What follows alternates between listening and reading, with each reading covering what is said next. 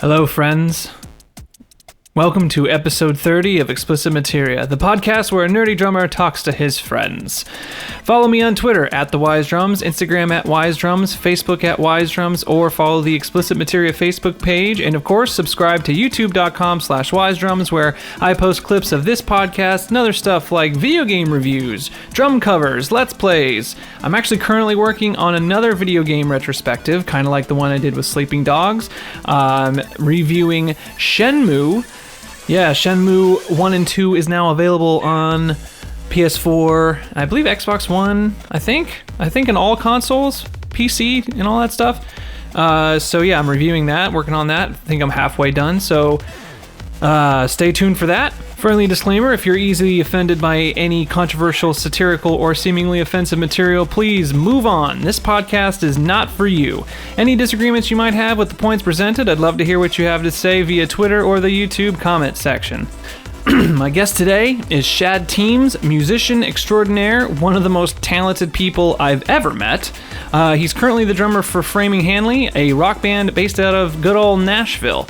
Shad and I go way back, as we're both in bands that were all into the progressive technical rock and weird stuff like that. And we sort of bonded over that struggle of knowing that you're supposed to do something with music, but circumstances of life keep popping up and moving the goalpost. And we talk about that struggle on the podcast. We talk about how he joined Framing Hanley and the process of the band getting back together for version 2.0.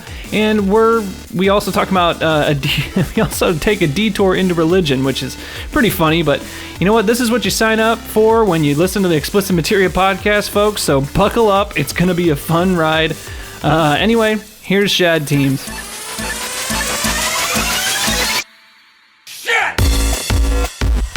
That's fucking awesome. Pretty crazy, Dude, Shad Teems. What's up, everyone? Shad Teems is on the podcast. I'm here. Ladies and gentlemen. I'm here. For those that don't know, Shad Teems is one of the most talented people that I've ever met in my life. He's one of those assholes that's just good at everything.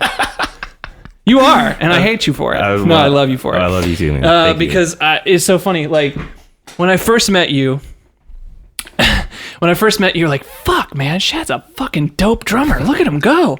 And I had no idea, because I think we met prior to me seeing your skills. Well, we had hung out. I think it was Mike had hit me up. Yes. He's like, I'm working with this band, and you guys seem to be right in line with kind of the vibe they're going for, that kind of progressive. You know, we were instrumental at the time. But what band were you in at that time? It was called Eladrea. Eladrea, that's right. That's right. Yeah. And it was weird. It was like, you know, mix of really anything crazy and progressive that we liked at the time, which Dream Theater was a big, you know, influence of ours, you know. And so we just kind of just wrote whatever felt good, and like when we would write a section of a song, and then it's like, all right, we got this other part. I think that would fit after that. All right, let's just play that, and there's nothing repeating, and it was weird, and it's like a Dream Theater. It was a lot of fun. Hey man, I know you look back on those days, because I do sometimes, and you listen back to all that crazy shit we did, and number one, you're impressed. You're like, man, for me anyway, I'm like, I'll never be that good again. Definitely the young prime days. Yeah, I've had like shit. You know, kind of getting back into it. I've had to shake some of the rust off, and I look back, I'm like, I'll see some stuff I did from back then, and it's like, I completely forgot how to do some of that. But back then, I mean, at least for me, we would practice like every day. Yeah. Every day. Now I practice no days. I practice no days. Dude, it's we have a rehearsal space up in Nashville, and after this last show, we've kind of taken a break. Our guitar player, Ryan, he just got married over the summer, and so kind of just taking not a hiatus from shows, but really focusing on the album. So like, let me you Rusty as well. You now are a part of Framing Hanley. Yes. Hanley. Framing Hanley. I go back and forth. Framing Hanley. Because I don't know how to speak, so I should have a podcast. It's all good.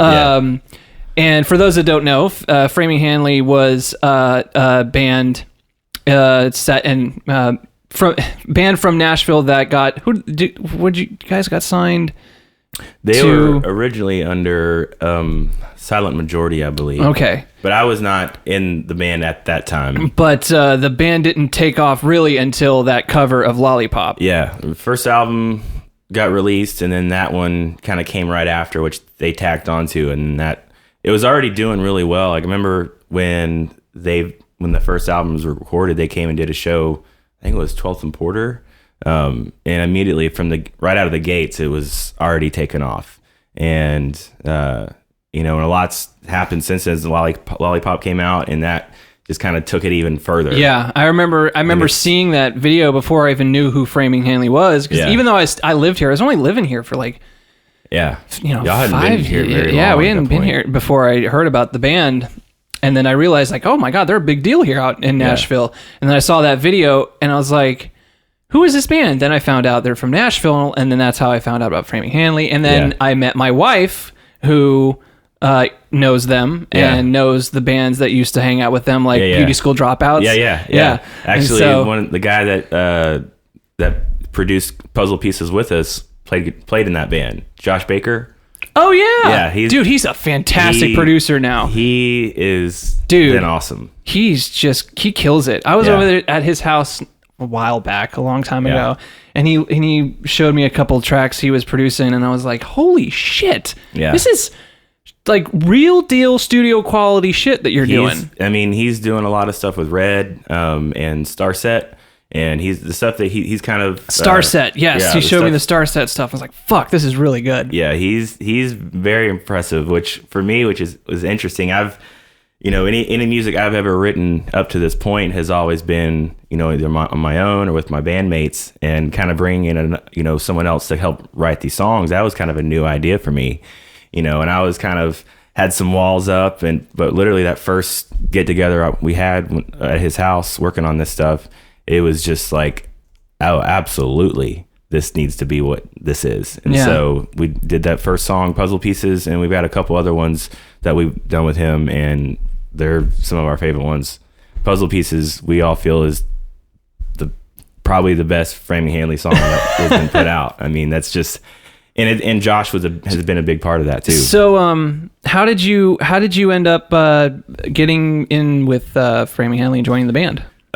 Nixon and I have been friends pretty much since high school. My guitar player from El Adrea, Kenneth Hathcote, he was in a band with Nixon, I believe, was Avondale is what they were called. And my best friend at the time, he was the drummer of that band, had me come out to the studio when they were recording and to lay down some piano tracks for him. And that's when Nixon and I, met, and then Hathcote and I met. And when that band broke up, Hathcote and I started El Adrea, which turned into Call the Armada, and he and Nixon were really, really good friends from high school. They grew up in the same town, and so he and I always kind of like, cross paths. We were never super close, but we always had a respect for each other, and we always, we did run into each other every now and then. And about probably 7 years now, they hit me up to run merch for them and to drum tech. And so I went out on the road with them and kind of got that experience, got a little bit a taste of everything. And then breakup happened. They took a break for a few years, which kind of at the same time, I kind of gotten burnt out with music. And I'm like, I feel like this is what I'm supposed to do, but I'm just exhausted. Like, I have no excitement in this anymore. I know exactly how you feel. Yeah. And I'm sure, and I'm sure a lot of musicians in Nashville feel that, especially because there's so much competition. And, I was just kind of like, all right, well, I'm going to set that aside. And I started a graphic design business, designing websites, logos. And then about a year and a year and a half after that, Nixon had hit me up to start to kind of do a new project called Sumner Roots, and it was a very different sound. Didn't want to do anything like we had already done before, so there wasn't that comparison.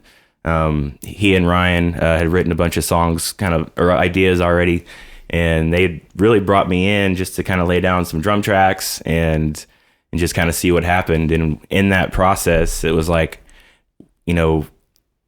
we kind of realized that there's a chemistry here. There's something, especially Nixon and I, we've always wanted to work together in some capacity. And the fact that this was able to happen, like some serious, I feel, magic happened in the studio. And just seeing how it all progressed, you know, we had a sit down talk, and it was like, this is, you know, and the style of the music went from what was originally like a more country Americana sound. Like we put out a single about a year ago called Mave, and it's a really good song, but the style of that was very, very different than anything Framing Hanley had put out. And that was kind of our intention. But as we started writing, it's like more and more went back to, you know, rock and roll. And, you know, halfway through the process was like, this is what we know. This is what we do. Like, why are we trying to do something, you know, different when our blood is in rock? It was in rock. Yeah, it just came out. It literally, like, you know, especially when puzzle pieces hit, that's when it kind of told, you know, all of us, you know, that's a Framing Hanley song. Yeah. And we kind of had some talks about what to do, and there was a lot of back and forth, you know, yays and nays on whether we should stay the same band or, you know, kind of bring or revive Framing Hanley and do it with that. And we decided to do Framing Hanley, and it's been the smartest decision, you know, especially with tacking puzzle pieces on. And like right now it's about 500,000 streams. So I guess the moves we're making are pretty... So you and Nixon getting together were kind of the catalyst to basically bring back Framing Hanley. Well, it was more Nixon and Ryan, who was in the band before for most of the duration. And they had written a bunch of songs, or a bunch of song ideas together, and I was the next one they brought in. And pretty much from that point on, we brought in Stoy, our bass player, and it went from kind of being, you know, the two of them to seeing what we were all able to offer, and it's like, this is what we need to be doing long term, sound wise, you know, member wise, and yeah. So, yeah, dude, that's awesome. Yeah, man. It's been you guys just went on a little tour. We did a couple spot shows. We did a couple shows back in June, kind of our first shows back, kind of getting our feet wet again. And then we just played Fire on the Water Festival in Gallatin a couple weeks ago. And that was a lot of fun, our first home show back. And we got a couple more shows coming up. But, you know, our big focus right now is getting this album done and then, you know, get some videos done. And then once we kind of get through this last leg of the album, then we'll really start hitting books and getting on the road. Dude, I'm super happy for you, man. Thanks, I'm man. super happy. I appreciate that. Because, you know, just I know how it is. It's just like, you know, music is supposed to be in your life somehow. Well, and this is kind of like my break from music, but I'm still using music, and I'm just focusing. Well, that's what, you know, I've designed for a long time, you know, for several years, but, you know, that was kind of like something very close. You know, it's artistic, it's a creative field, you know, I'm doing my own thing, producing things, but, you know, for me, that's always going to be a second, and which was heartbreaking, because when I kind of hit my wall, you know, I was like, I don't want to just say that I'm done. I know that's not reality, right? But, you know, I don't know what my next step is. I'm out of answers, and so I just kind of put my hands up and was like, all right, if this is music's supposed to be my thing, then something's gonna happen at some point. And I was always one that was pushing, trying, I was always trying to get my, you know, bandmates and all that. It's like, just be super aggressive and out there and get in people's faces. They'll like it eventually. And just, you know, we had a lot of my past bands, we would kind of get on a good step, and then something horrible would happen. Yeah. And that was kind of, I feel like that's what, you know, a lot of bands have to deal with, and it was very heartbreaking. But it was kind of, once I kind of just gave up, through not giving up completely, but it was like, this is out of my control. Like, I feel like I've tried to control my musical destiny, and that didn't work for some reason. And it's once I kind of let go, it just literally just kind of fell in my lap. And you know, that's what kind of happens, is when you kind of just let go and let life hit you the way life is going to hit you. Yeah, it's like, you can't fight it.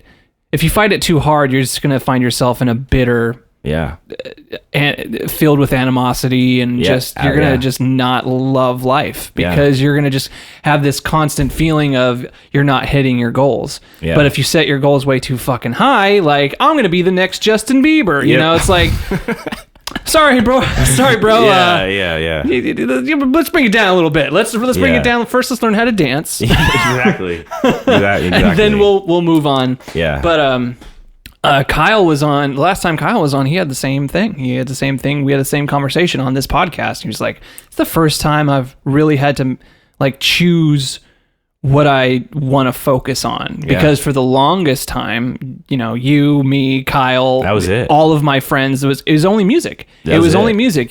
That was the goal. That was the dream. I'm going to make my staple as a musician somehow and make my life and make a life out of it. Yeah. And I think most of my, you know, friends that I've got now, most of the musician friends have all kind of had that. I mean, even, you know, like Nixon and them, they had bands early on before this and kind of hit some walls. And it, you know, it really is sometimes just a test of who can hold out the longest, you know, and, you know, for me, like I said, that was taking that break. You know, I still knew in the back of my head that I wasn't done, but something had to be different. And so I was like, I'm just going to take a break. And if something's supposed to happen, it'll happen. And if I'm supposed to do something, then that situation will arise, which even that, before they had hit me up, you know, it's still been probably about 2 years at that point. I met this engineer in Franklin and he needed some design work done. And at that point I was like, I've got all this old music that's just been sitting there, you know, let me try this out and see what can happen. Because I've always wanted to do a project that was just completely on my own. Right. And I was kind of just done with having bandmate, you know. Yeah, but by the way, I first started the podcast with saying like how talented you are. And he's an incredible piano player. Incredible. Not just a great drummer, but a great piano player. Do you play guitar too? Yeah. Fucking God. Get the fuck out of here. Later, guys. No, kidding. Seriously, you play everything. It's incredible. Like, have you always had that, like, when's musical the first... ADD? Yeah, what's that... like, what is it? Because I've always wanted to get inside the mind of a person that just can do everything. It's crazy. The only other person... There's a lot of people, actually. Not a lot of people, but there are a few people in my life where I'm just like, no matter what they touch, anything creative, they just boom. Jim's brother's like that. Jim's like that too, but Jim's brother Taylor, like he's a fantastic drummer too. And then he kind of was like, I kind of don't want to do drums anymore. I want to focus on video. And then he started doing within a year. He's like, he's a killer photographer, amazing, videographer. amazing. And I'm like, how did you do this? Like I can kind of fiddle my way through Final Cut Pro. But like, man, he just like picked it up and just on point. Did it. Get go. And like, so at what point have you always been like that since you were a kid? No, I mean, well, my dad was a musician, full-time musician when I was growing up, and it still is. He's focused more on writing books now. But growing up, my dad would go on the road and I would watch him and his band. And that was just kind of from the beginning, just kind of instilled, like, that's just what I knew. So your parents were, your dad was? My dad was very musical. My mom played flute, but she was also very involved with PR. We lived in Atlanta, and there was a big Christian music festival called Atlanta Fest, and she was kind of the right-hand person as far as promoting and the PR and all that kind of stuff. Mm-hmm. So between the festivals and shows that she was booking from like, you know, Supertones and Newsboys and stuff like that, and watching my dad play, like that's just all that I've known. And so, but it's funny because like about middle school, well, elementary school, middle school, like I really wanted to be into sports. Like that's what I wanted to do. I wanted to be a basketball player. I wanted to, you know, play soccer. I had a swim team and karate. Yeah, you know, I was just like, that's what I want to do. Especially when basketball hit. Probably about, you know, 5th grade is when I really got into that, and I'm like, I want to be in the NBA. Like I saw myself being on, you know, the Atlanta Hawks. Like that's what I'm gonna be. Like, and then I had 8th grade tryouts and didn't make the first cut. Popped your bubble real fast. I learned real quick that was not my calling. But right around that time, when that kind of fell out, there's a group that there was a band that went to different middle schools and high schools and kind of did this, like a nonprofit show. They would do all these cover songs. They had this really awesome light setup and sound setup. I mean, it was insane. And they took me out on the road when I was 14 just to kind of learn how to be a tech. Yeah. How to set up. God, at 14, that's awesome. Yeah. I wish they'd still do that. I was homeschooled at the time, and so I went out with him for about a month and a half, and kind of like got a taste of my own, doing my own thing, and it was like, this is pretty cool. I was interested in the drums ever since I was little. My dad's drummer. I remember I would always just focus on him anytime they were playing, and just like I remember one night they were playing at this church, and there's a huge stage, big crowd, and I walk up there. I was probably about 2 years old. Apparently, just loaded diaper, just like stank like nasty.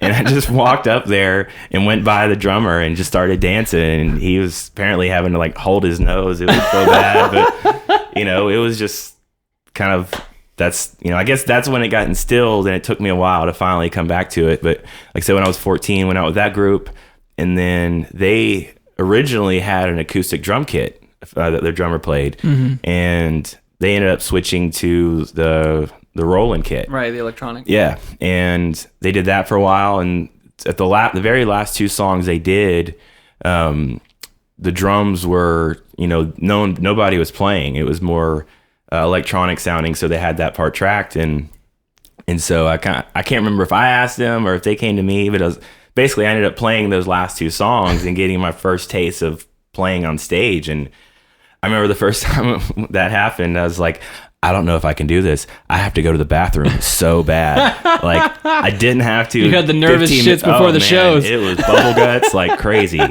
And I was so nervous. Like, there's all these kids out there that are like a year younger than me. So like, we're pretty much, peers kind of. Right. No, they're there to judge you. Yeah. That's all audiences do. Exactly.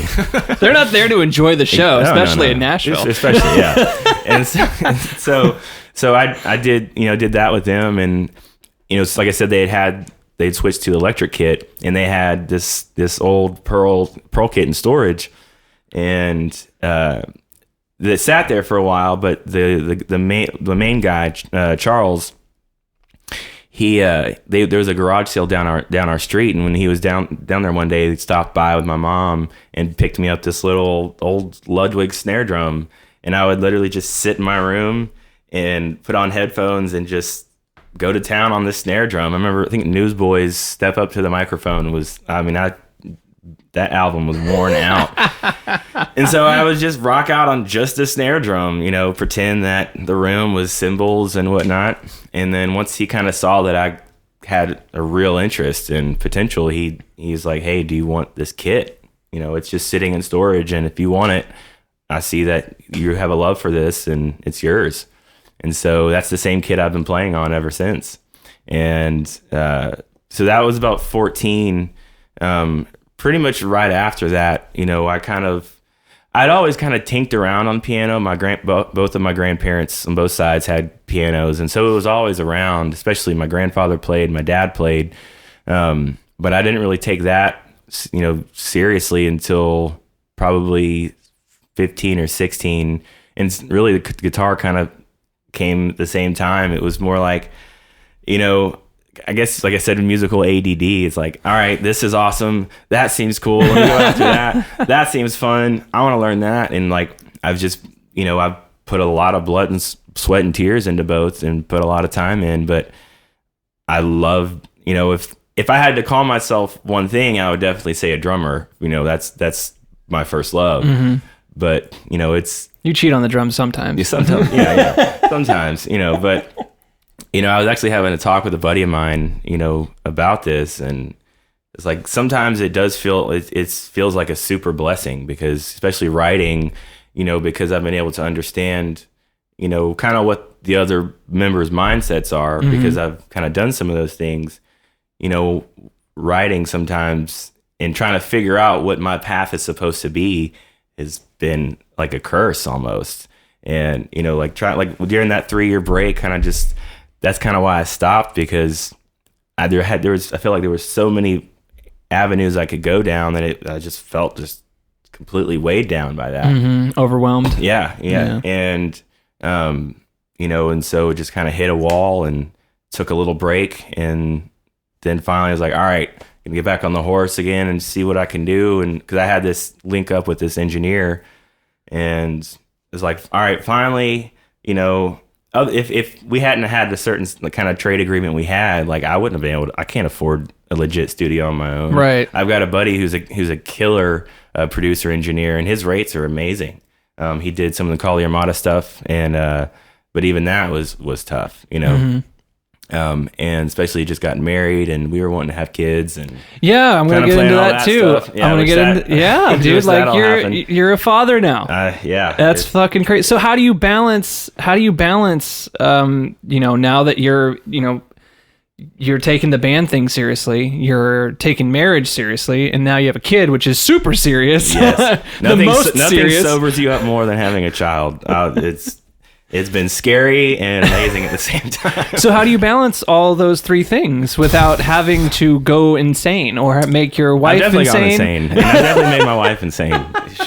She's probably, whenever she watches it, she's probably going to crack up when she gets to this part. It's definitely been, for probably like a good the first 25 years of my life, I was always more, I don't want to say a loner. I mean, I had friends, but I just kind of always kept to myself, kind of did what I wanted to do.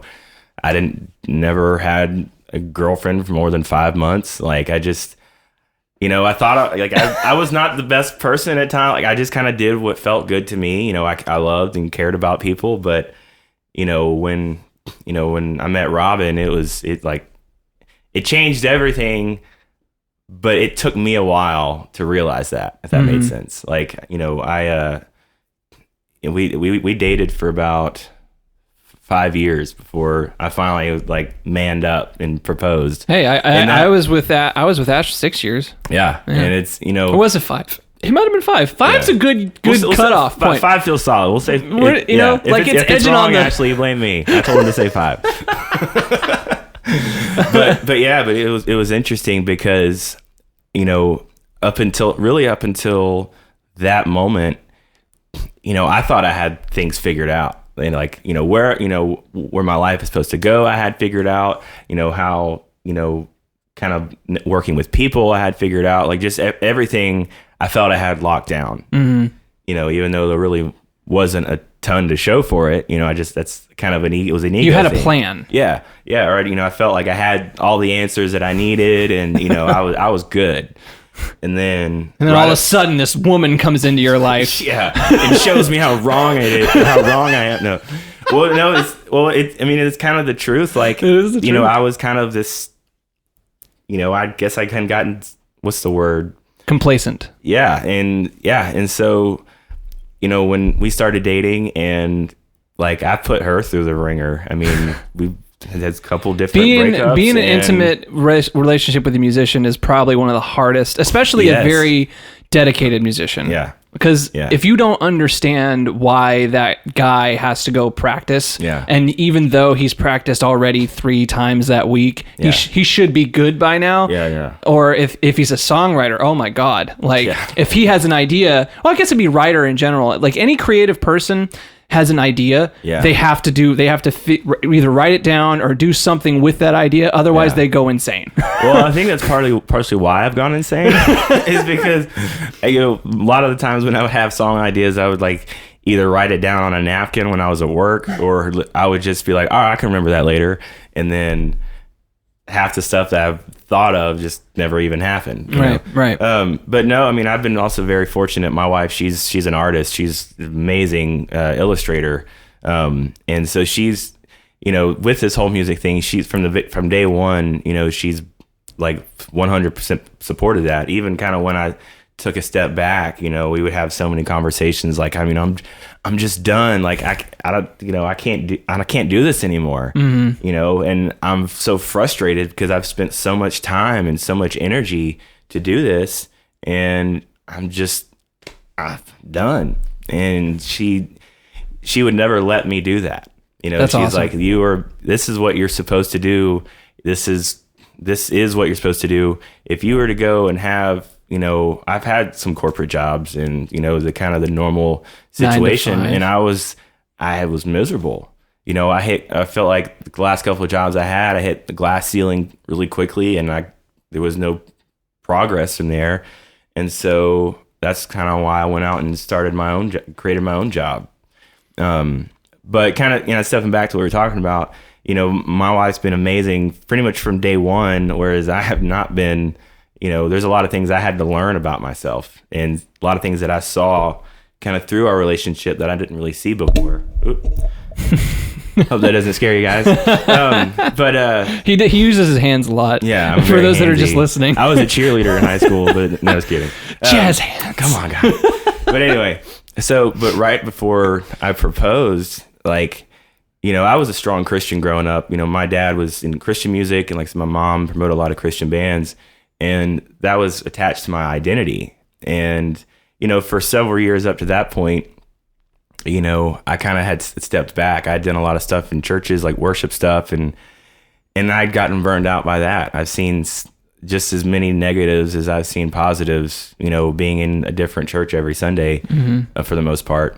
And so I just kind of took a step back. I'd watch some documentaries that kind of messed with my head a little bit, and it's started making me ask questions again, about what I actually believed, and kind of went into this dark hole. I kind of went away from the things that I had known, and it put me in a place that I thought I liked, but I really didn't at all. And it's interesting because there was one day, I knew in my head that this girl was the one for me. I knew it in my head, but for some reason I just I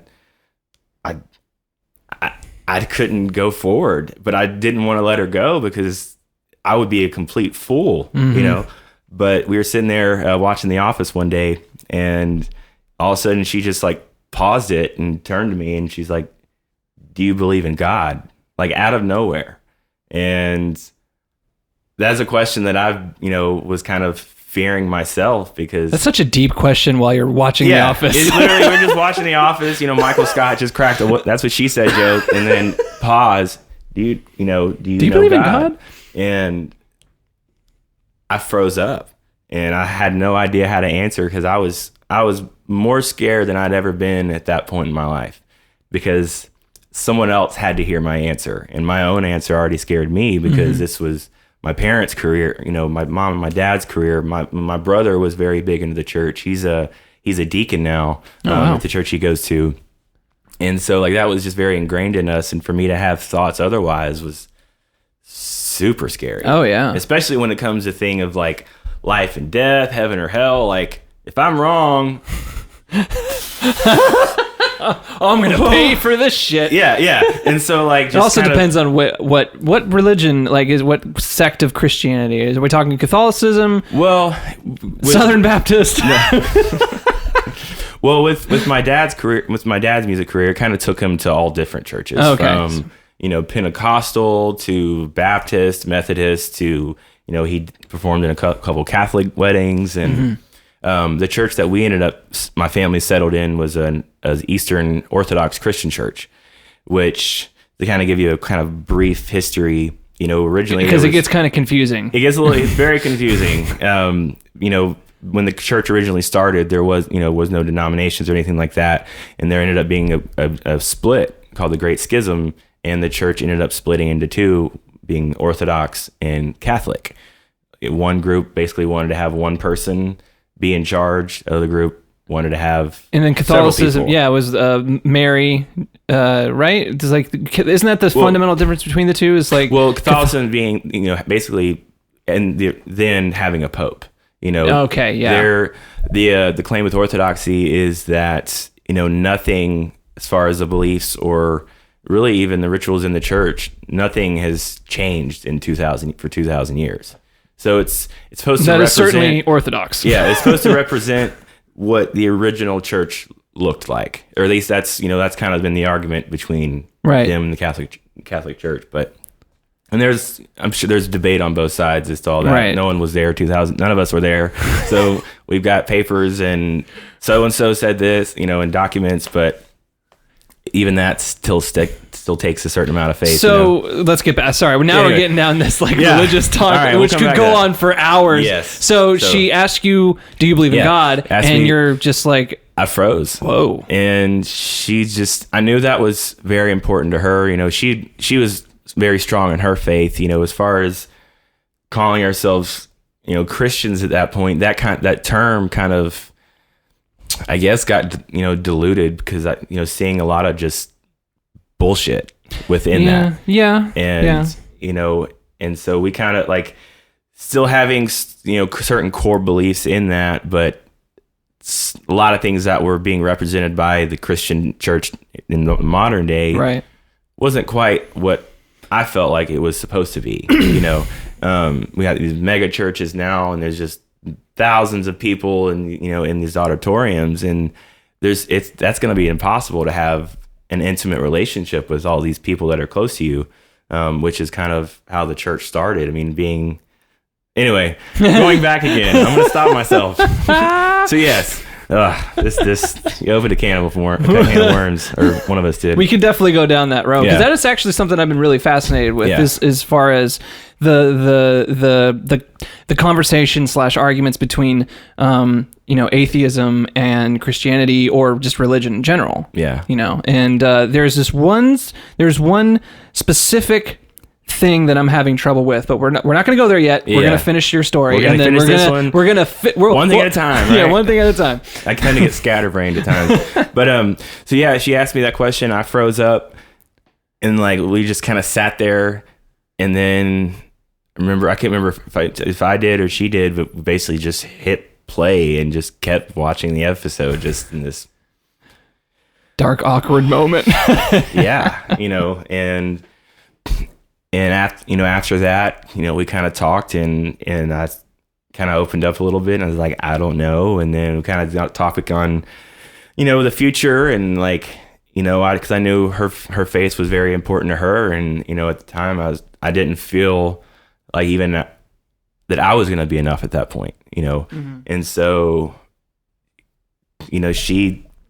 I kind of was just in this mode of like, I don't know.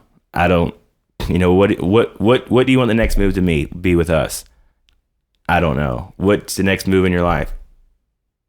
I don't know. Literally had no answers, and it was kind of paralyzing I felt paralyzed for a second.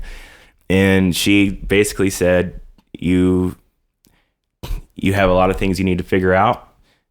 I love you, and I will be here, but right now I feel like you need some time to yourself. You need to figure out what you want to do. And figure out what kind of life you want to live.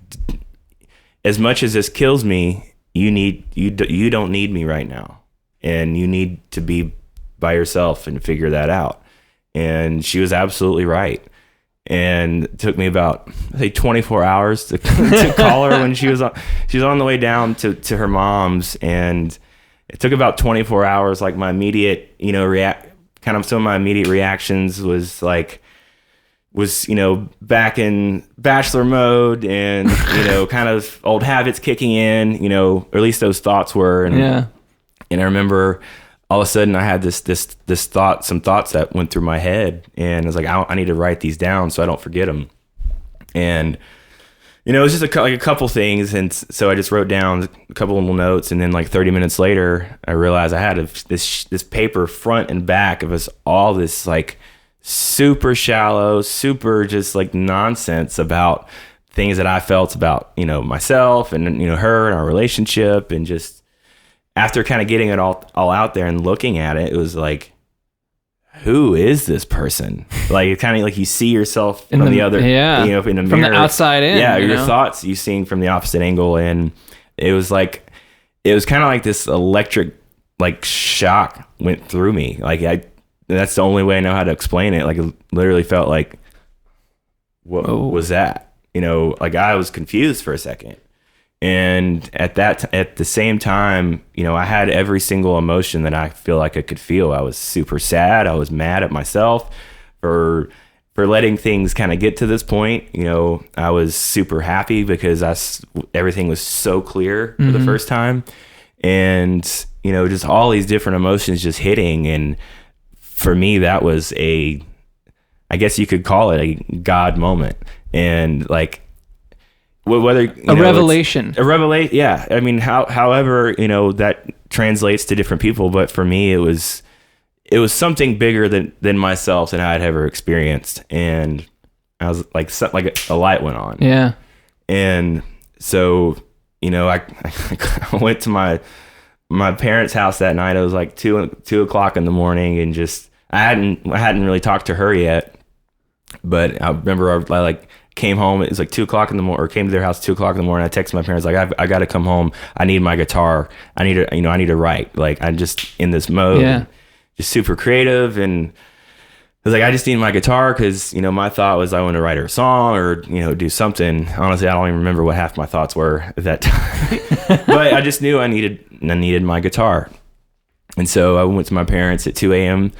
and I remember I like just went in their bedroom, and there's like this railing that goes up the stairs, and I just started pounding onto the rails and like just sobbing and crying. And I was just telling them like, she's the one, like she's it. And I could barely talk at that time. It was just like, you know, super gross, like very unattractive. Snot going down. I'm definitely an ugly crier, you know, all that. And, you know, and I, you know, my parents woke up and they're like, all right, hold on. You know, we talked in the living room and had a pretty deep conversation. I won't get into all that, but, you know, I kind of went crazy for a second. You know, it was like all this stuff was just built up, and it finally was let out, and it was like became a crazy person for a short period of time. And, you know, and I was telling my dad, I was like, you know, I just want to call her and tell her. He's like, don't call her right now, because if you call her right now, she's not going to know what to believe, because 2 days ago you were feeling one way and now you feel totally opposite. Like, that's going to be hard for anyone to trust. It's good advice. And because you're just filled with all these emotions. You don't know. Yeah, you're not thinking straight. Yeah, you're not solid at this moment, because you just went through a breakup, essentially. You know.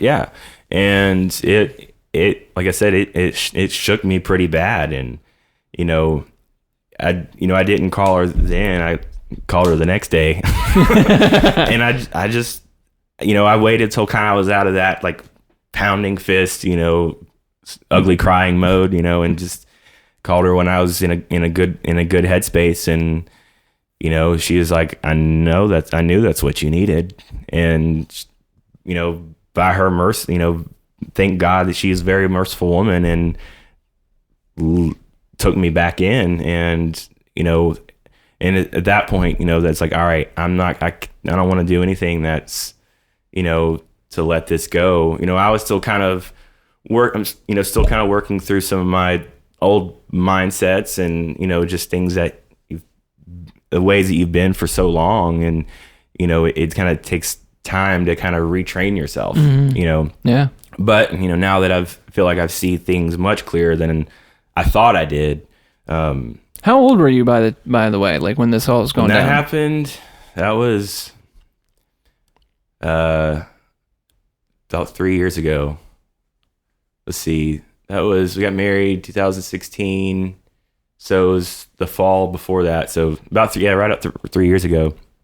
And, you know, she's been my saving grace ever since then. And, you know, like I said, it's been kind of an adjustment, kind of getting out of, you know, certain mindsets. And now that you see what you need to do, it's like, all right, now I got to figure out how to do that to the best of my ability, especially getting married. And, you know, now that I'm a father, like that especially, is, you know, has rocked my world in every way possible. I can only imagine. Yeah. And so, you know, I knew immediately from that point on, I was like, I have to marry this girl. I have to.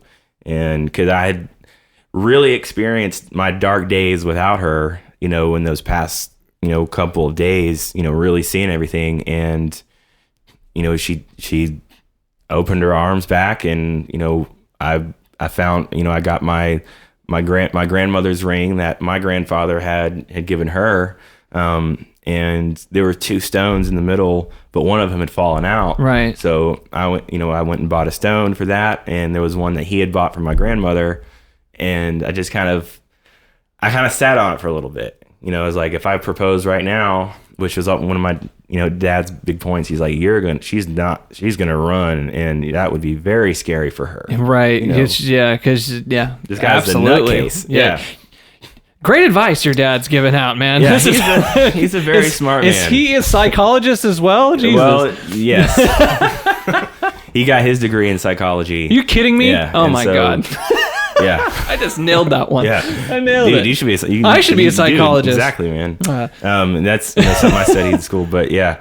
So psychology has always been something that's been tapped into, whether you're on the good side of it or the bad side of it. I'm really I'm a hobbyist of sorts. I haven't read any of the books because some of the books are really fucking hard because they've been they were written 1920 and people didn't talk the way we talk today, especially if they're super intelligent. All they do is read and write. Yeah, absolutely. Because there's nothing else to do but read and write. There's going to be even certain experiments that might have happened 100 years ago, but people have changed so much since then that those same experiments that might have been successful then might not be successful now. It's like, and that's why even that's, people's like, well, I trust science. I'm like, okay, well, science is just as much of a belief system as religion is, unless you're going out and doing these experiments yourself. Yeah, I'm having a little bit of a moment with that, and because that's how when I was younger. Okay, so this is my religious life. Okay, I didn't go in the church. I lived in Vegas pretty much my whole life, and there's just no fucking churches out in Vegas. I was a heathen. I was a fucking heathen. Yeah, and then at 5 years old, or somehow I got wind of Christianity, or actually Catholicism. One of the Christians. I got a hold of Jesus somehow, and I heard the Jesus story, and I was like, "Fuck, this is. We need to go back to church, Mom. This is." So that's probably the funniest statement I've ever heard. It's like, fuck, I gotta go back to church. At 5. Or we have to go to church. Sorry, Mom, I didn't say that. So I went to my 5-year-old self, went to my mother, and those little, brown little beady eyes of young Shane looking up at, his mother going, we need to follow Jesus Christ and all this stuff. And it broke her heart because her family was very religious. Yeah.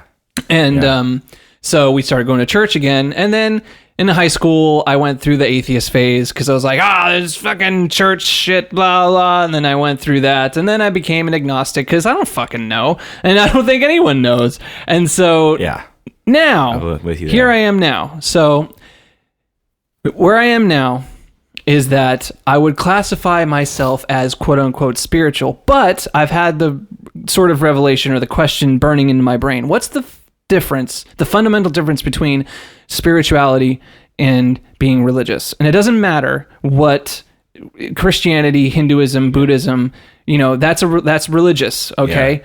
And someone who is spiritual would say, I pretty much agnostic, but I feel something, it's like something outside of yourself. What I feel that people are doing when they say that they're spiritual, I feel like they're just pulling things from different religions that they like and basically creating their own religion. Yeah. Because that's how I mean that's essentially what I did. I like there's some things about Christianity I like, there's some things about Buddhism I really like, and there's some things about Hinduism I really like, and then there's and I've kind of based my moral compass around those things. Yeah. But again, that's basically essentially creating my own religion. Yeah.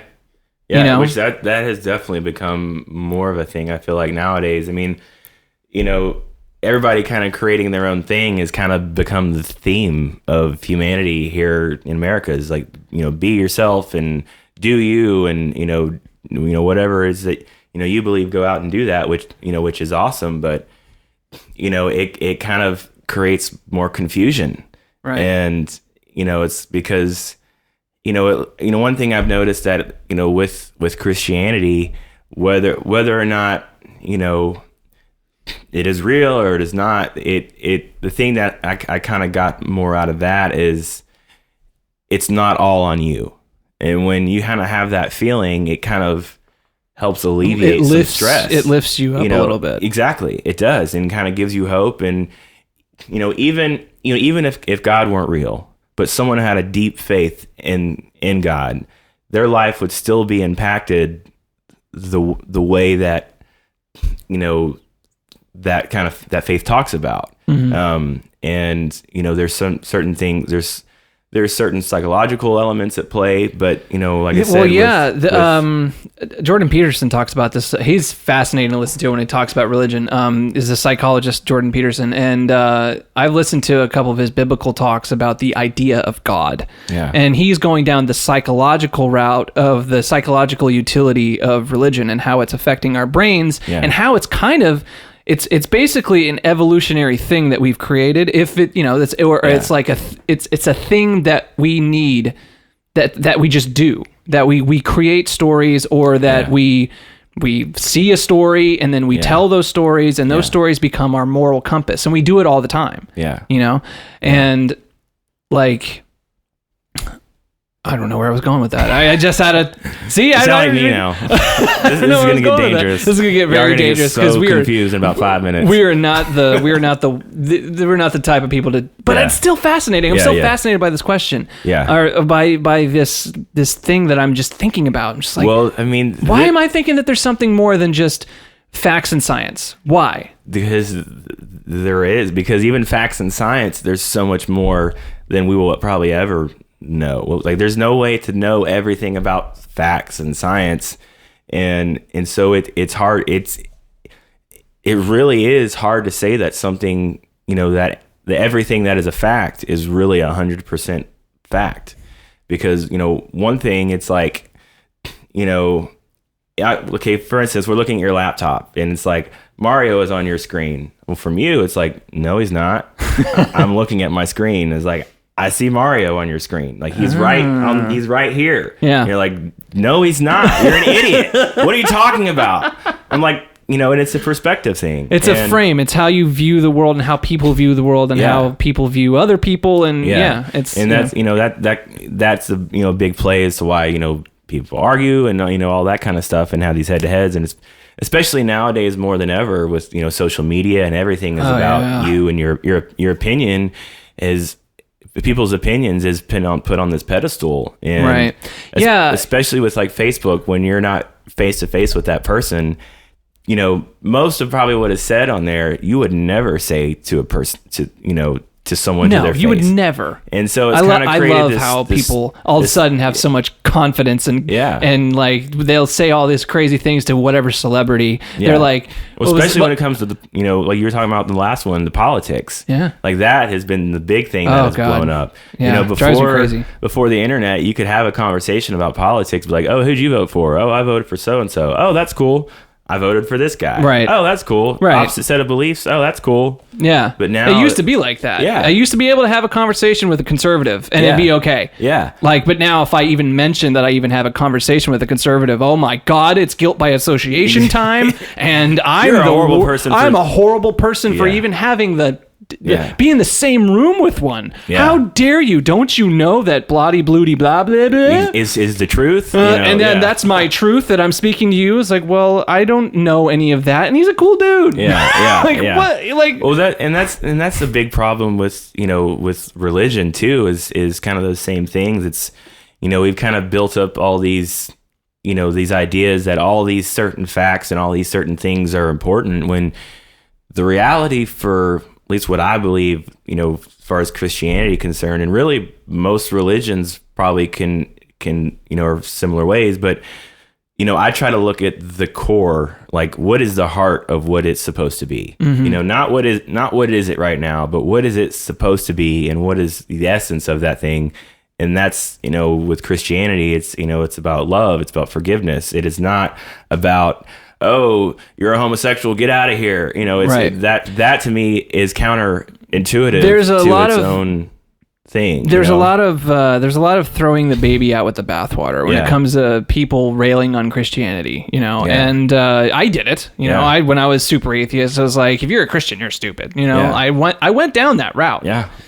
Because all that was on the news was, especially at that time, like George Bush was in office and he was just pushing Christianity down everyone's throats and just talking about God all the time. And we were like, oh my God, just stop, you know? Well, it's like you kind of just don't want to be a part of it because you're just kind of hearing about it sometimes. Right. I was actually, I thought about that too. It was just like, it doesn't matter. It doesn't matter. Like, people don't want to be force fed any sort of ideology. Like, and as soon as you try to smuggle in an ideology of sorts, if it's like through entertainment or if it's through politics or anything like that, the agenda is people known. It doesn't matter if for me especially, like if I see what you're trying to do and trying to push ideology in my face, I'm like kind of like, I don't no feels like you're being worked. Yeah, you're being set I up in a don't way. see what no. Don't you? It's kind of like similar to how your parents would tell you not to do a certain thing. Don't party, don't smoke, don't this, don't that, do this. But they do it in a way where as soon as you're old enough or as soon as you're brave enough, you're going to go and do that thing. And then sometimes you do it more because it's like, oh, this is fun. You like, I like smoking now. This isn't so bad. And then 20 years later, oh shit, I should have listened. Now I'm in this vicious cycle. But it's like, I try to tell that to my, when I'm having conversations mostly on Facebook about these political or religious, conversations where I'm like, okay, I'm gonna dive in here to my own detriment because it's your own grave. I'm digging my grave, but sometimes I just gotta put it in there. It's like, dude, come on. This is something that kind of hit, came into my head the other day. Is that, and I want to say I've heard this somewhere before. I couldn't give you the credit for that, but when it comes to religion, when it comes to science, when it comes to anything where there's a lot of debate, the thing I'm going to be trying to tell myself now is there is always going to be someone out there who is way smarter than you are that believes the exact opposite thing. Mm-hmm. And it kind of, it's for me, it's kind of been like a humbling statement. It's like, because for a long time, the things that I believed, whether it was shaky or not, that's it, and for me, it was kind of a hard time not hearing people's views or even seeing their side, but just, I feel like I've seeing other people's side, and empathy is something it's always been important to me. But really truly feeling that is kind of impossible because even with empathy, you're trying to put yourself in their shoes, but from your perspective. It's impossible. It's impossible. And you're absolutely right. Like, everyone is born in a different environment. Everyone is born with a different set of parents. Yeah. Everyone is born with different set of truths or disabilities or depression issues, or everyone has a different life. Everyone has an individual different life. And what we're starting to do, as far as any sort of cultural, societal kind of thing, we're starting to put people into groups. Yeah. We're starting to put you as guys much as we're are trying these, to fight it right now. It's kind of almost pushing. Right. It's like, we don't want to, we want to be, free people and everyone love each other. But the more it's like that is happening, there's just as many other labels and groups being created, and right. Well, at least from what things that I've seen, Yeah, people are just so focused on. Barry actually said this in the last podcast, and it was like just brilliant. He was like, "There's too many noobs at least in the political sphere. Like, everyone thinks they know everywhere. Right. At least but there's too many noobs. They think they know everything because they have a computer and they have Wikipedia. It's like I feel like that sometimes. Music's that way now too. But I mean, everything is kind of that way. It's like, if you've got a computer and you've got either the money or the software or whatever, it's like, with music, with the age of GarageBand. Yeah. Now that anybody can do that, it's awesome on one side because it's giving a platform to people who have never been able to do that before. And if they're truly talented, and there's certain people that have come out of that. That I want to say, was it Panic at the Disco? I think the first single was, I might be butchering this, but there was some band, and I want to say it was Panic at the Disco, that had the first song they did was just a really crappy demo. Don't quote me if it's not them. I think it might have been Panic at the Disco. I think I've heard this story before. And that I believe was done on GarageBand or something like that. And it obviously now they're Panic at the Disco doing well. Like I was seeing some videos of some of the recent shows, and it's just like that's insane because I remember when they started and hearing that story, which has been awesome in one respect, but then as far as a lot of the other people that do have the talent, they're now having to compete with so many people. I was actually having a conversation with my buddy Daniel about this, and and he kind of made a good point though. He's like, yeah, everyone can have access to do this, and it's awesome that this platform is there. Being able to do your music on your own computer and not have to buy or rent out a studio and hire an engineer and producer and all that. And, he kind of made the point because I was getting frustrated, and the other guy in the conversation was, frustrated too. It's like, there's a lot of talentless people that, they've got something right, whether they've got the moves, they got the looks, but might not have the musical talent. Mm-hmm. And like, I was just getting frustrated about that, where there's people who might not look as good, might not put on as much of a high energy show, but you watch that dude play guitar and your mouth is going to drop. Yeah. But, sometimes that's not, what's important. But as he put it, he's like, the ones, that will matter, that have something to offer, are the ones that will stick around for a while. All people will get big, but you've seen just as many people drop off after our first single. Yeah. And so kind of that perspective kind of loosened it up for me a little bit. There's a lot of hacking going on. Not like hack as in like you're a hack. They're just hacking a simpler way to get success. Yeah. And the industry has changed because of it, because of the internet, because of GarageBand, because kids are. Man, kids that are 16 today could probably pick up Ableton, which is the most difficult fucking program. I tried it once when I ran on the face of Logic. The planet. Like Jesus Christ. I know Ableton is awesome, but not for me. Kyle loves Ableton, but he went through some growing pains. Yeah, Nick, he played guitar in Framing Hanley with us. He's a big believer in Ableton. And I've, trying to like figure out how to, running some of this computer stuff, live. It's like trying to figure out the best platform. And, he talks about how awesome Ableton, and I've looked at it like once. A buddy of mine had it, and it was just like, it's like looking at a MS-DOS computer program. Yeah. I mean, I kind of started out with, I didn't start with GarageBand. My dad had like a small personal studio, and he used a program called Digital Performer.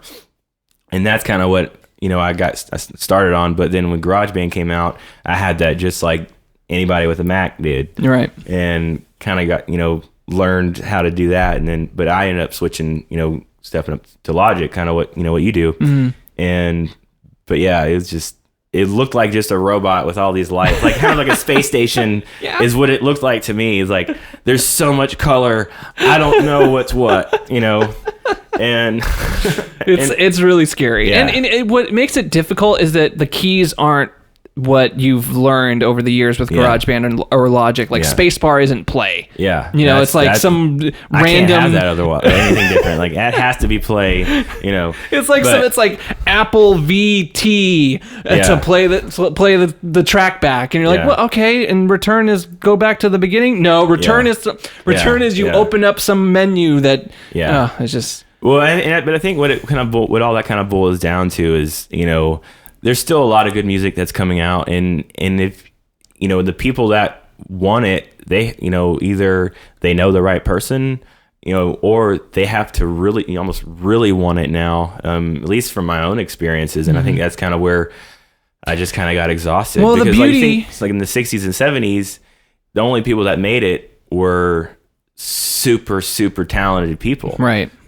Because they had to have something first for someone else to back them up, to go into the studio. Whereas like now, you're on anybody, your own. You can take a guitar and your phone and just sing and just play into your phone. Yeah. And it's just going to have as good a quality or better than some some big albums. That Right. Well, see, that's the good thing about living in this time, though, too, because now you don't need. You have the distribution right in front of you. Yeah. You have Facebook, you have SoundCloud, you have Spotify, you have Patreon, which some bands use Patreon sometimes too, which is like your fans just give you money. Yeah. You know, or Kickstarter is a similar vein but different. Yeah. But you know, so if you are truly able to garner your fan base, and like diehard fans that really truly believe in you and what you're doing. And you can hold on and grow that fan base. That fan base is yours. It's not the labels. Yeah. It's not anyone else's. This is your project now. Yeah. And all you probably will need is maybe like a business manager to handle the money if you get big and actually having some money, or and a tour manager to to help out with the touring. There's so many different possibilities and ways to do stuff now that really, as far as the best thing you can do is just kind of keep figuring out, and like the theme is doing you, and but doing me I kind of got tired of that. Like the whole message that that's out there, doing you, all that, which a lot of people do need to hear that. I feel like a lot of people kind of settle in comfortable lifestyles when you have so much more growth potential than you can even imagine. Yeah. And but I feel like for someone with like myself, like I've always had that belief system, and like it's kind of on the reverse where it's sometimes been too much, and I've kind of had to relearn myself, and a lot of that kind of tied into why I just got tired and just threw my hands up. I was kind of trying to do it the way that I saw fit, and that way didn't always work the best, right? And luckily now with the band, I've got solid dudes who have done this for a long time that I can depend on and I can trust. Even when it comes down to like disagreements, sometimes I'll just kind of take a step back, and with Framing Hanley, and they've done this band for 10 years. They've trial and errored things and have a better idea of what works and what doesn't. So sometimes even if I, don't necessarily agree, like I still have faith that good moves are being made and smart moves are being made. And so far, you pick your battles. Yeah. And so far, it's, I've been very fortunate to have, a solid group of dudes. That's awesome, dude. I think my brain just froze up. Yeah. we went through some. I'm surprised we got off that religion thing. That was really hard to do. Yeah. Well, and really what kind of all these different things boils down to is that with anything in humanity, everything has two sides. There's whether it's right and wrong, or good and bad, or just different. There's two sides to everything. Whereas, I believe, I'm being a big believer in balance. If something big is happening over here, something small is happening somewhere else, or the yin and yang. Positive. Yeah, exactly. Yin yang. It's very powerful. It's a very powerful belief, the yin and yang, because that's so true. Yeah. You can't have all this, and you can't have all this. Yeah. And maybe that's maybe that's why we're kind of like life's way of keeping you humble in a way, but yeah, it does. And that's why I don't know.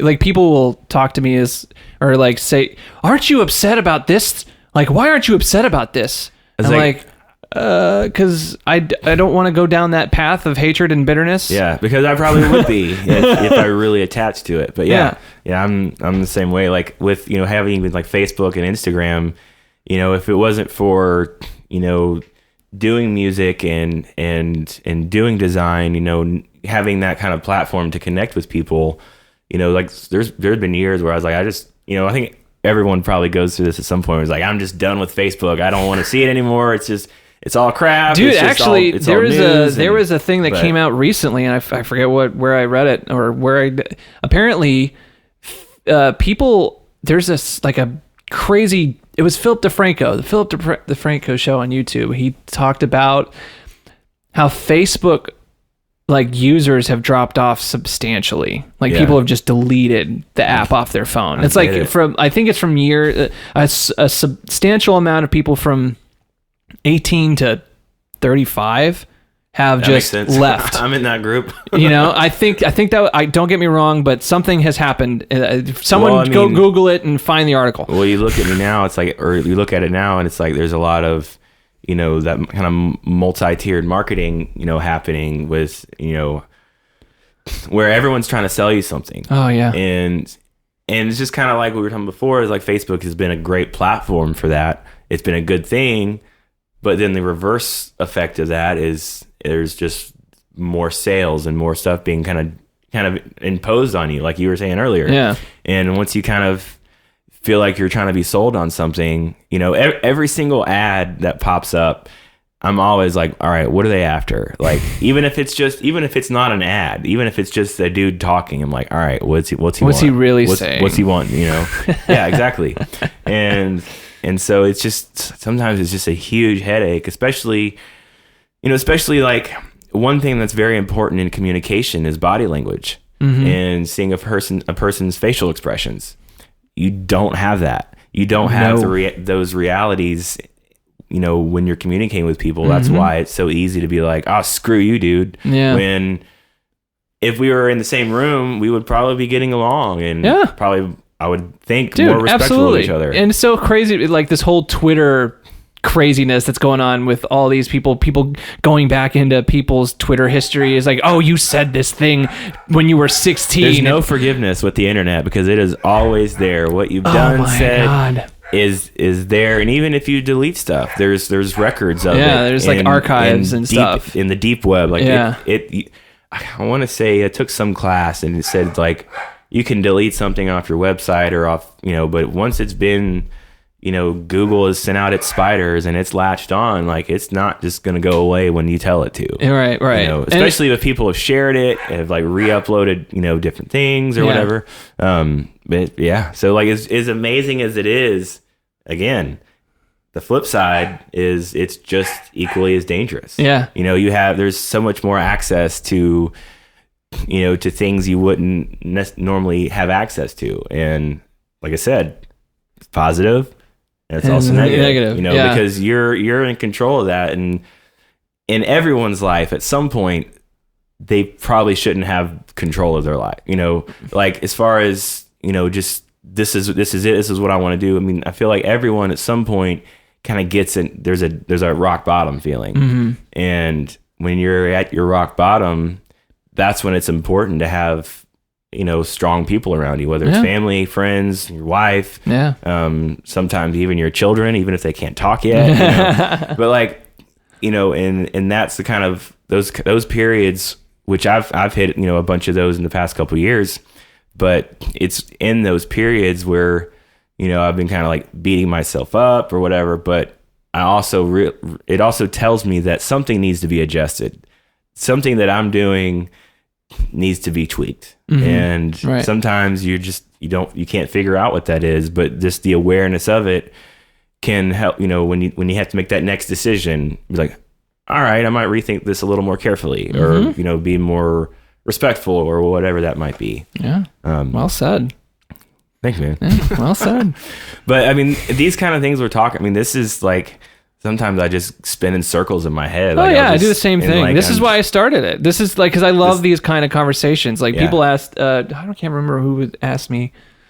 Someone had asked me, he's like, so what made you want to do a podcast? Like they just looked at me because they knew me forever and I wasn't the type to do what we're doing right now. I was always the drummer. I was always like in the back, and I was scared to be up front, and I wasn't the singer, although I can sing. I was not scared of that one time, and it backfired. So now I'm a little more scared of it. I have more respect for it, for people who do that, though. What, singing? Or just fronting a band. Oh, yeah.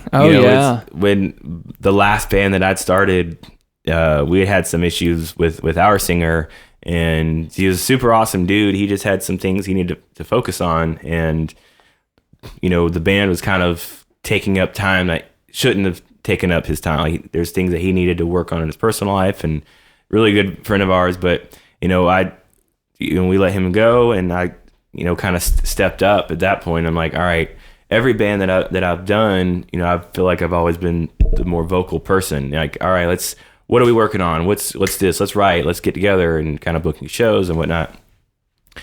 And so I'm like, if anyone is going to have that kind of energy, it makes the most sense for that front person to have that, because they're kind of, not even just the visual spearhead, as far as what people are seeing, but obviously what they're hearing. I mean, they're the ones that are in charge of getting the crowd up on its feet and just moving. Yeah. And I mean, it's everybody's responsibility, but that front person kind of drives that. And I did that one time, and because I felt like that was something that my life was taking me towards. It was like, all right, here's my shot, and without, like you said, I've sung before, and I'd play guitar and all that stuff, but I had not done it in that setting before. We were exiting. We were opening up for Framing Hanley for their CD release show, and I gave this 6 or 7 minute long speech, and it's just, I just want everyone to know. I love it. No, I mean, it's like, all the bands that were there, it was kind of this, what's his word? Very kind of, not sentimental is not the right word, but very heart to heart kind of thing.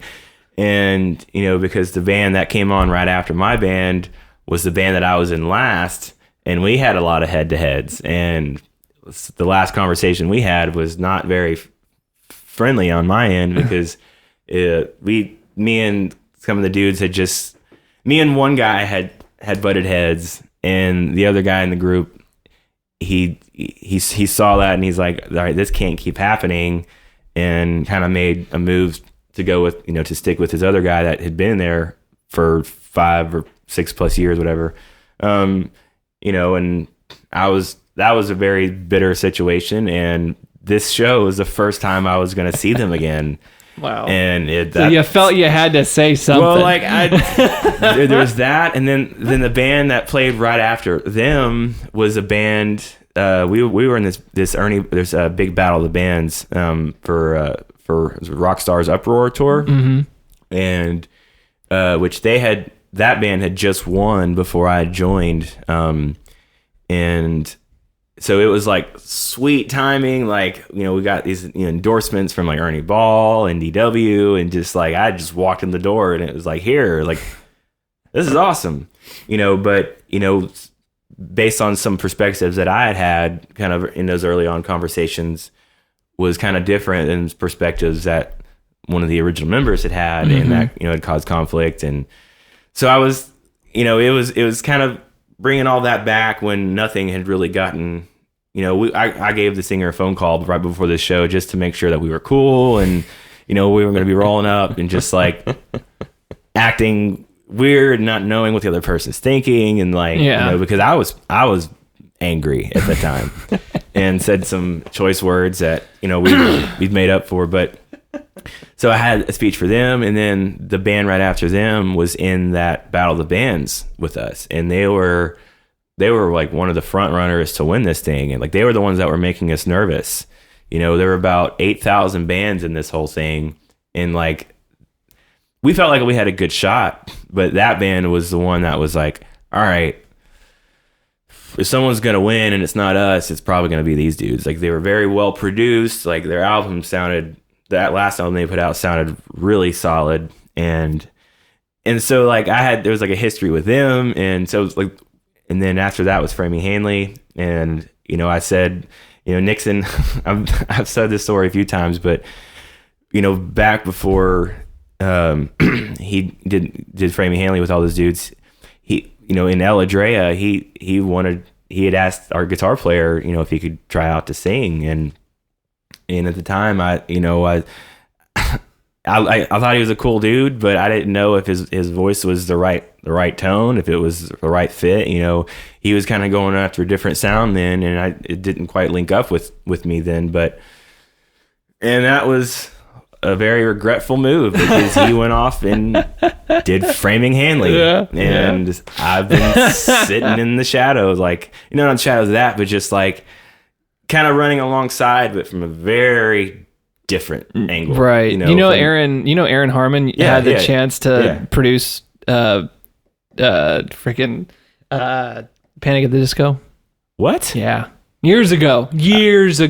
Dang. Like he had just bought a Mac computer. Yeah.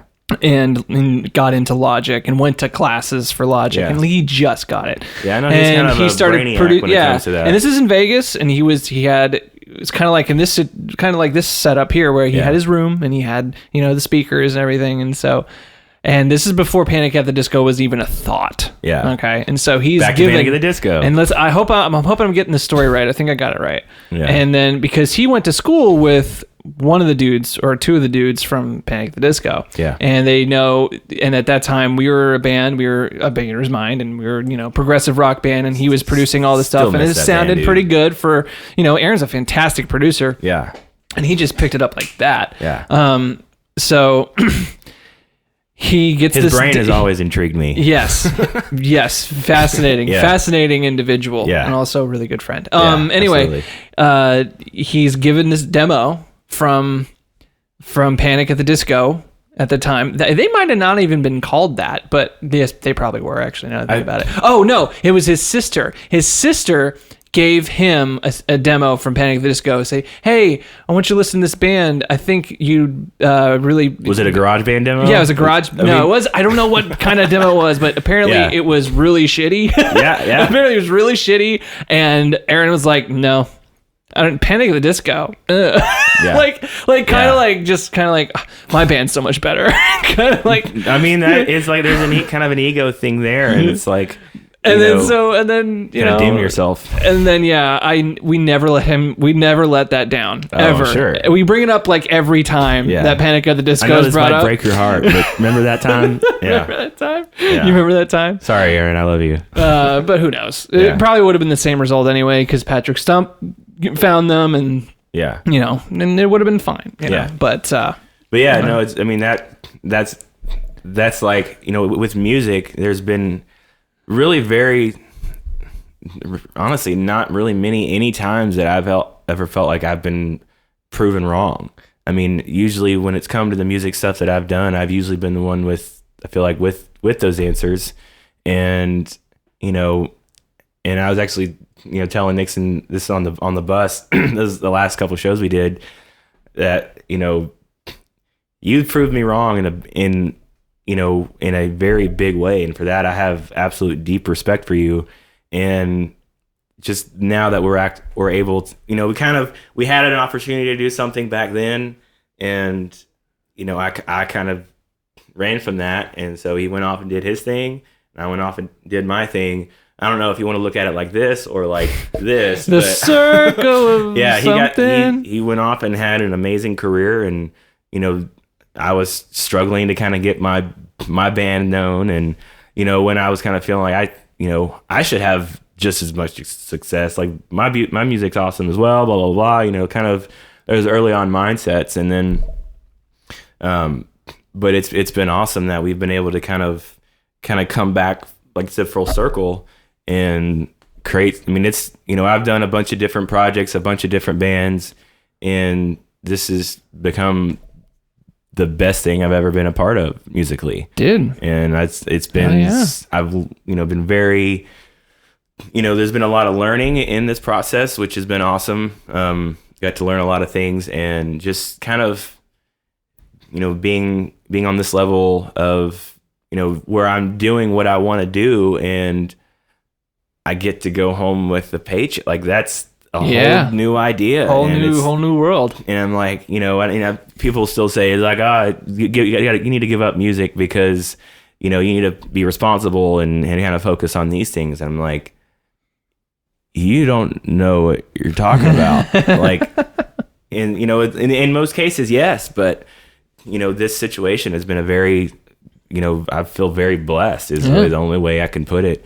I feel confident in my abilities, which kind of made that link happen. But, at the same time, they know there's so many drummers out there that are better than I am. And, I'm just glad that this has all happened. Dude, I think that is a great, we just went full circle. Yeah. I think this is great. Yeah. We kind of ran out of time. Yeah. But that's a great subject to end on, I think. Yeah. That's awesome. Cool. Well, dude, I'm super happy for you. Thanks, and man. Do you have any plugs Do you have any plugs? Let's plug it up. We have a show in Clarksville for anybody who's in Nashville.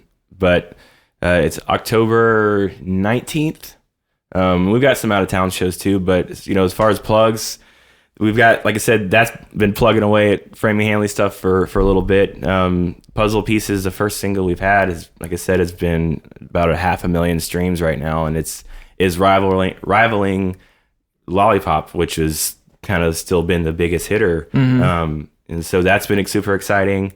Been working with a new company called Nash Life, and that's kind of really cool because it's tying in a lot of things that I care about: art, music, community, and kind of trying to be a Nashville hub. And they brought me in to kind of help design all this kind of stuff, and that launched this week. And so that's been a lot of fun to work to do with them, and the owners are super great. Marusha and Jason have been a lot of fun to work with. And then obviously I'll plug my son a little bit. He's been a life changer, and I would be a very different, I was a different person when I had that wake up with my wife and just realized that. But he's been even more so with that because he's an innocent child with he doesn't know anything, and it's kind of my job to. He's gonna learn. To kind of help guide him, and so I'm gonna plug my family a little bit, but really, that's kind of the biggest things happening right now. If like I said, I also do graphic design. That's I have my own business, so if anyone needs that kind of stuff, website, logos, t-shirts. What is the website? Website is manofwarcreative.com. There you go. Sometimes I'll talk about something and don't even say the name. But you can find me on Facebook, and you'll see me on Shane's page and all that. Yeah. So, yeah. Dude, right thanks on, for having me, dude, man. Thanks for coming out, man. I'm super excited for you doing all this because I've known for a long time, pretty much since I met you, that you're a hardcore Zelda fan, a Mega Man fan. And you have the Triforce tattoo, don't you? On my back, yes. Yeah, I remember that. Yes. And tying in all the, the drumming, kind of what we were talking about, I feel like this is kind of your journal. Yeah, this is, I was kind of, moment. Yeah, this has kind of been your journal to let all that stuff I out. went through that dark phase too, when Five Knives broke up, and I was like, well, what the fuck do I do now? I did the thing. I felt like I was there. Yeah, and then it just kind of didn't happen. I was on the bus. I toured. We made videos in LA. It was super fun. And yes, I was sad. I was quite sad when that all fell apart. But once that, it's kind of like a breakup. It's like any other breakup. Once you realize that happened, and then you just look back and go, wow, that was really that was really fun. And you know what? I did things that and you're doing them now. It's like we're doing things that, man, so many people wish they could just have a little taste. Yeah. And they just can't get there. Yeah. That's most people. Yeah. And we were lucky enough. A couple of years ago, like I said, I just gave up, and it literally just, once I did that, just fell in my lap. Yeah. And that's, really, if there's a message to be said out of kind of our conversation, it's like sometimes when you're trying so hard, it's kind of like you're trying to open the door, but your body's pressed up against it, and there's no room. Yeah. And so you try too hard, you get in a state of just you beat yourself up. Yeah, exactly. So well, that's great, man. Thanks for having me, man, and hopefully we can do some more of this. Oh yeah, absolutely. We'll do it again for sure. You're on the list. Awesome.